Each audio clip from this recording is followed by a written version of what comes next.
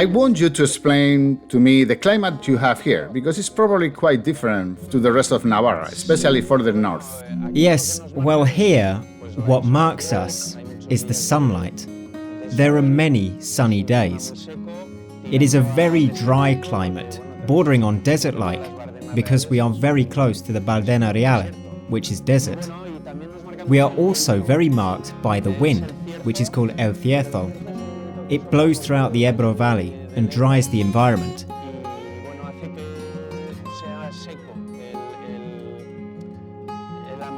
There is practically no humidity during the year. It can rain 300 litres, 350 litres per year. For example, in the north of Navarra, you can get 800 to 1800 litres. That makes us unique.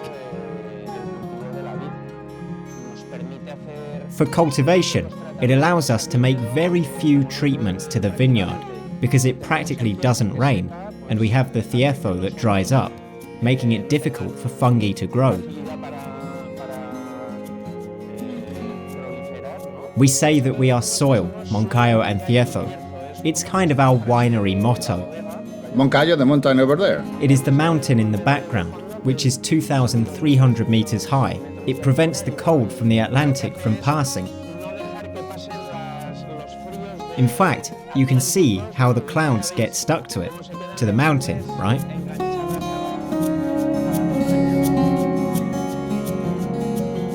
We have stony ground, but it drains the rain very well. But then we have a slab in the background that makes it hold. What is it? Well, they're clays, they're mixtures. But well, you see, this is a dry land. Here we could irrigate, but we don't do it and it dries up. But the vineyards always maintain the leaves very well.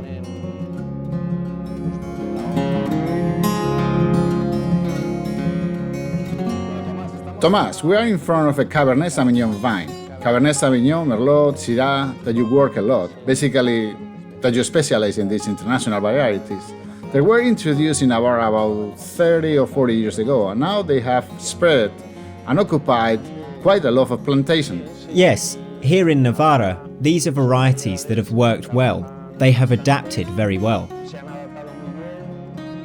But you have to work them differently than if we were in Bordeaux, for example, because we have way less rainfall and a different climate.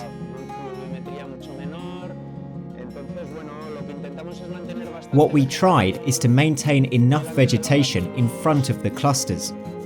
We try to mature until we reach a certain sugar concentration, because otherwise they would be somewhat green, and we train them for a low production yield.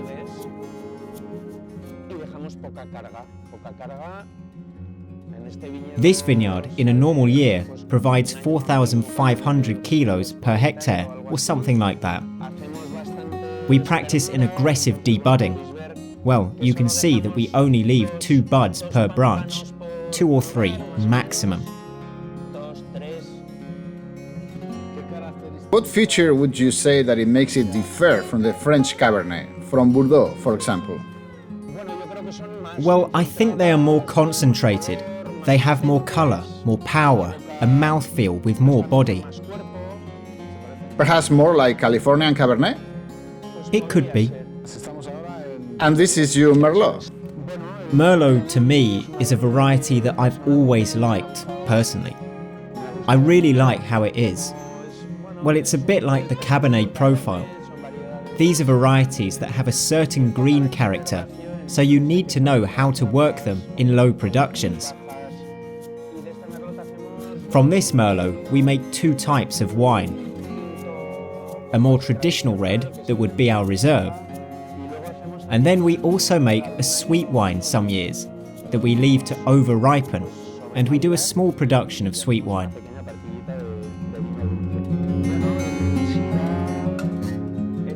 Well, the Syrah in this area, if with the Cabernet we talked about covering the clusters a little with the vegetation so that it does not receive the sunlight too directly, with the Syrah it is even more necessary. I like to cover it up a little more. And well, this Syrah was the first one that was planted in the Navarra denomination of origin. This is harvested by hand in boxes. We have selection tables in the cellar, and from here we make 2 monovarietal wines. We make a young Syrah called Ya, and we make a Criantha Syrah called SH. We are in your crianza route. This is where your wines for aging come. Some wines you make young, but for those who undergo crianza in wood, Syrah, Cabernet and Merlot, what kind of crianza you do? Do you work differently, different varieties? Yes, as you said, out of all the red wines we have, there is only one that does not see the barrel, one for the Syrah. The rest all pass by aging in barrels. And well, we like to work with very different woods too, in different volumes. For example, this is 300 litres, this is 400 litres of capacity. We have some of 500 as well. Depending on the variety, we go to larger or smaller volumes. For example, the Cabernet and the Merlot, I like to work them in standard barriques, 225 or at most 300 litres. On the other hand, in the Syrah, I go for larger, 300 and 400 litres. They can also change the toasting levels. For Merlot, I like low toasting levels and longer crianthas. Well, what I think I have commented before in the vineyard, they age between 15 and 24 months, and instead the Syrah can age between 10 and 13 months, depending on the vintage. Because we always make our wines from our own vineyard, and always from the same one.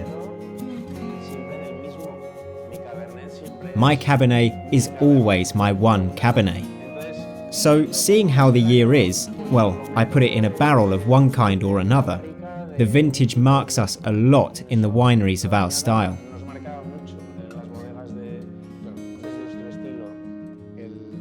After passing through the barrel, do they rest in the bottle before hitting the market? Especially Cabernet and Merlot? Yes, they rest for quite a long time in the bottle. Also the Merlot. Now I am with the 2017 vintage, but I'm going to start soon with the 2018, and that has spent 18 months in the bottle right now.